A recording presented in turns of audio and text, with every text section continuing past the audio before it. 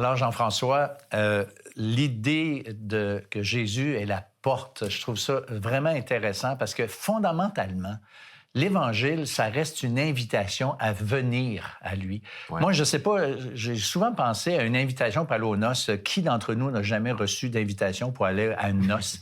Alors, on peut répondre « oui, j'y serai », puis tu signes ça, puis tu renvoies l'invitation par la poste. Ouais. Tu peux répondre « non » pour d'excellentes raisons, peu importe, mais tu dis « non ».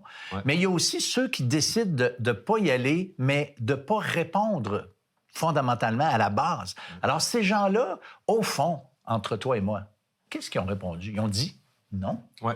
Puis je soupçonne qu'il y a beaucoup de personnes qui écoutent nos émissions, qui réfléchissent peut-être, qui lisent la Bible, mais ils n'ont jamais répondu vraiment personnellement à cette invitation. Alors, c'est ça qu'il faut faire. Il faut être conscient qu'il y a un geste à faire. Ouais. Et tu vois, moi, j'ai été dans cette position-là pendant un certain bout de temps.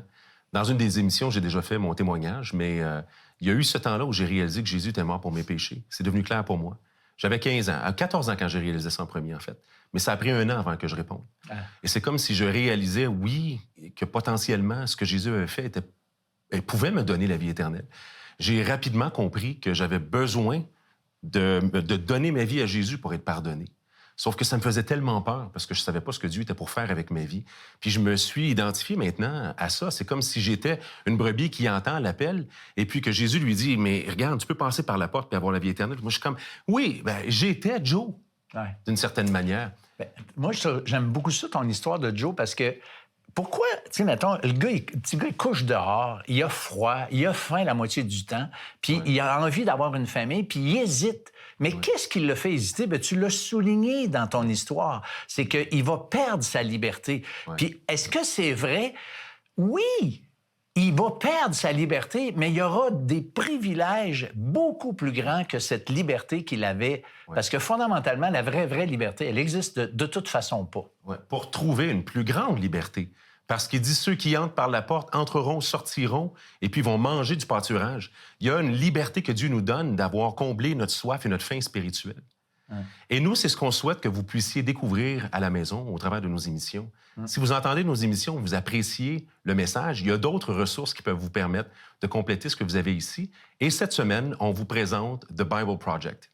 Bible Project produit des vidéos d'animation qui étudient autant les livres que les thèmes de la Bible. Vous retrouverez sur ce site des vidéos courtes et entièrement animées pour aider à explorer l'histoire de la Bible d'une nouvelle manière. C'est une excellente ressource pour comprendre l'essentiel de chacun des livres de la Bible et c'est aussi une façon très utile pour visualiser une synthèse de chacun des principaux thèmes bibliques. Ces ressources sont disponibles gratuitement pour rendre l'histoire biblique accessible à tous. Moi, Jean-François, j'ai aussi fait cette hésitation-là qu'on parlait juste avant la pause.